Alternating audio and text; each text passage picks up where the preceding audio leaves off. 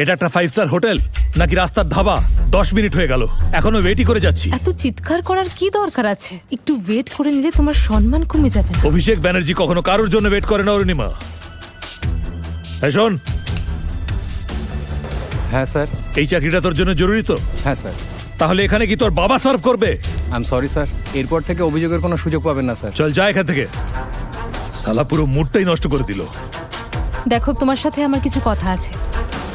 আমি এই বিয়েটা যত তাড়াতাড়ি সম্ভব করতে চাও আমি জানি। আরে অনেক মেয়েরাই অভিষেক ব্যানার্জির বউ হতে চায়, কিন্তু তুমি লাকি, কারণ আমি সবাইকে ছেড়ে তোমাকে পছন্দ করেছি। ব্যাস একবার বিয়েটা হয়ে যাক, আর তারপর দত্ত আর ব্যানার্জিদের বিজনেস মার্জ হয়ে যাবে। তারপর তো শুধু মজা, পুরো রাত তুমি আমার কাছে থাকবে। আমরা এত বিজি থাকবো যে তুমি তোমার জামা পরারও সময় পাবে না। আমি তো এখনো তোমাকে ঠিক সেইভাবেই ইমাজিন করছি।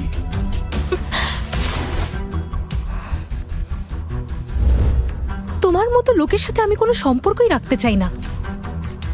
তোমার গোটা পরিবার রাস্তায় নামতে চলেছে, আর বিয়েটা তো তোমায় আমাকেই করতে হবে। ব্যানার্জিদের সাথে শত্রুতা করলে শুধু তুমি কেন, তোমার গোটা পরিবারকে উলঙ্গ করে দেব।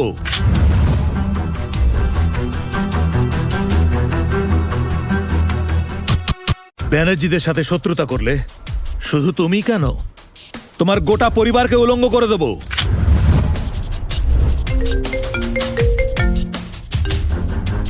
Hello dad.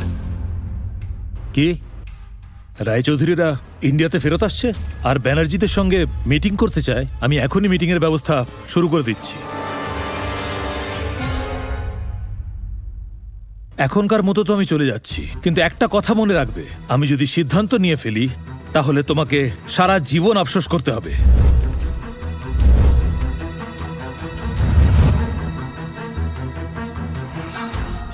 ওহ গড, ব্যানার্জিদের সাথে জড়িয়ে আমি কোনো ভুল করে ফেললাম না তো? এই অভিষেক তো প্রতিশোধ নেওয়ার জন্য কিছুই করতে পারে। কি করি কি করে কি করি, হে ভগবান, কিছু তো হেল্প করো। রোজ সোমবার উপোস রাখবো, প্রমিস। একটু সাবধানে। দেখে তো ভালো মানুষ মনে হচ্ছে, সবার হেল্প করছে। ওকে জিজ্ঞেস করি আমার ফেক বয়ফ্রেন্ড হবে কিনা। ওই মেয়েটার কাছে যাচ্ছে কেন? ওটা কি ওর গার্লফ্রেন্ড? তুমি এরকম সিম্পল ড্রেস কেন পরেছো বিরাজ? ওয়েটারের মতো দেখতে লাগছে। তুমি পার্ট টাইম জব শুরু করোনি তো? ও না না, আসলে আমি খুব স্ট্রংলি বিশ্বাস করি সিম্পল লিভিং, হাই থিঙ্কিং এ, আর সেটাই ফলো করার চেষ্টা করি। আর সেই জন্য আমি কখনো টাকার শো অফ করা পছন্দ করি না।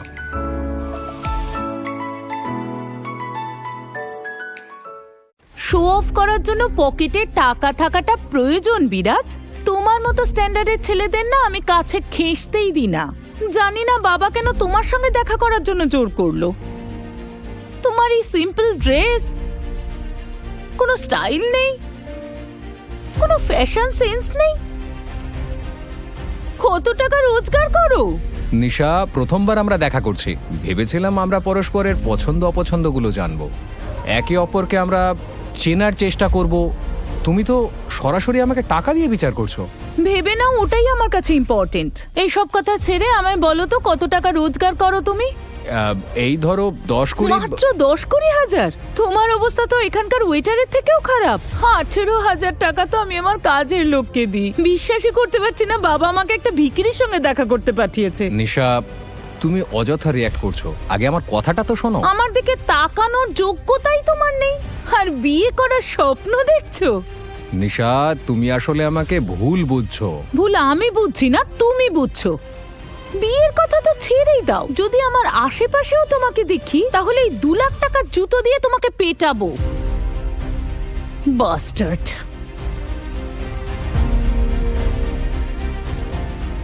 কি মেয়ে রে বাবা এটা। আই হোপ আজকের সন্ধ্যাটা এর থেকে বেশি খারাপ হবে না।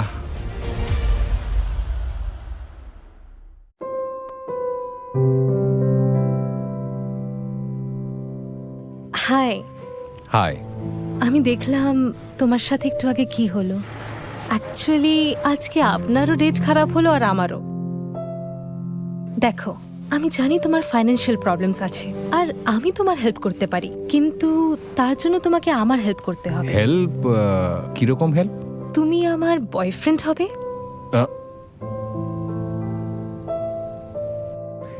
এক মিনিট, তোমার বয়ফ্রেন্ড?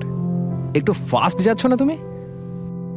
মানে আমাদের সদ্য দেখা হয়েছে আর সোজা বয়ফ্রেন্ড? তাছাড়া তুমি ওখানে কোনো একটা ছেলের সাথে বসেছিলে, যে বেচারাকে তুমি ওয়াইন দিয়ে স্নান করালে। অসহায় না, খুবই নোংরা একটা মানুষও। ও বিয়ে না আমার সাথে খেলা করতে চেয়েছিল, কিন্তু মনে হচ্ছে তুমি আমাকে অনেক মন দিয়ে দেখছিলে। যে মেয়েরা অসভ্যতা মুখ বুজে সহ্য করে না আর প্রতিবাদটা সরাসরি করতে জানে, সেই সব মেয়েদের দিকে আমার চোখ এমনিই চলে যায়। যাকে বলো, আমি তোমাকে কিভাবে সাহায্য করতে পারি? ওকে, তাহলে আসল কথায় আসি। অ্যাকচুয়ালি আমার ফ্যামিলি বিজনেস লসে রান করছে, আর আমার বাবা চায় সেই বিজনেস বাঁচানোর জন্য আমার বিয়ে যেন কোনো ধনী মানুষের সাথে হয়। ইন্টারেস্টিং। বাবা রয় চৌধুরীদের সাথে সম্বন্ধ বাড়াতে চায়। বাবা আমাকে কোনো মানুষ না, একটা অবজেক্ট মনে করে যাকে কেনা বেচা করা যেতে পারে। তবে ব্যানার্জিরা তো অনেক বড় গ্রুপ, আর ওদের সামনে আমার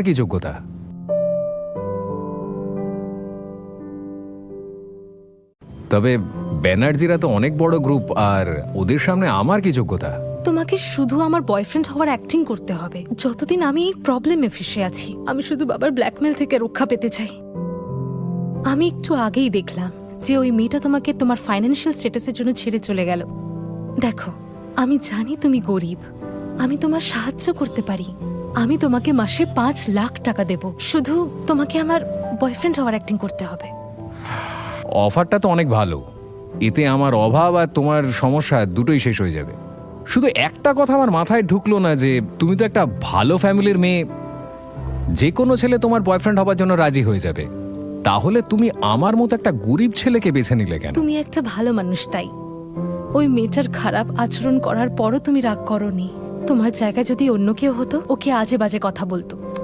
ওকে, আমি রাজি আছি। আর আমি বিরাজ। আমি কি আমার হবু গার্লফ্রেন্ডের নাম জানতে পারি? অরুণিমা দত্ত।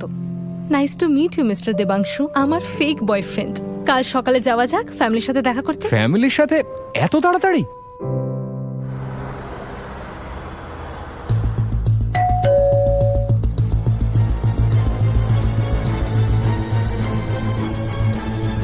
নমস্কার। বিরক্ত করা ছাড়া আর কোনো কাজ নেই? আমি কিচ্ছু কিনতে চাই না, যাও বেরো তো। আপনার কোথাও একটা ভুল হচ্ছে। আমি কোনো ভুল বুঝিনি। ঠিক তোমারই মতো আরেকটা সেলসম্যান এসেছিল। আরে বিরক্ত হয়ে যাচ্ছি আমি।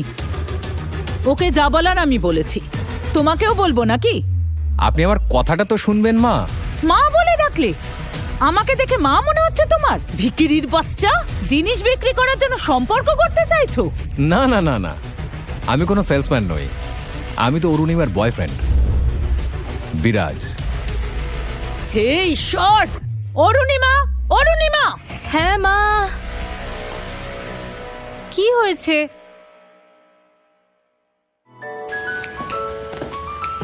হাই। এই থার্ড ক্লাস ছেলেটা কে? আরে তুমি এসে গেছো। Anything for you my sweetheart. এসব কি নাটক হচ্ছে? নাটক করছি না মা। তুমি জিজ্ঞেস করছিলে না যে বিরাজকে কেন বিয়ে করতে চাই না? এটাই ওর কারণ। আমি দেবাংশুকে ভালোবাসি।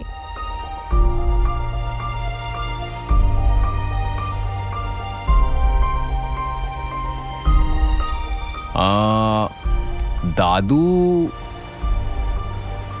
অরুণিমা, তোমার দাদুকে কোথাও দেখতে পাচ্ছি না কেন? ওনাকে বার্থডে উইশ করে আমরা আমাদের এই সম্পর্কের গুড নিউজটা দিতে চাই। দত্ত পরিবারের সঙ্গে এখন ভিখিরিরা সম্পর্ক করতে চাইছে?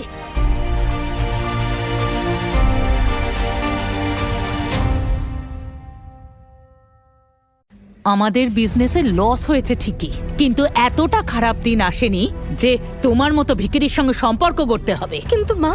চুপ কর! মানে তুই আর কাউকে পেলি না? তুই আজকাল যার তার সঙ্গে সম্পর্ক করছিস? এ তোর বয়ফ্রেন্ড? মা প্লিজ, আমি দেবাংশুকে ভালোবাসি। তুমি ওকে ভিখারি এসব আজে বাজে কথা বলো না। তাহলে আর কি বলবো? বরণ করবো ওকে, নাকি পা ধুইয়ে দেব? ভিখিরির জায়গায় মহারাজ বলবো? হাই আন্টি, কেমন আছেন আপনি?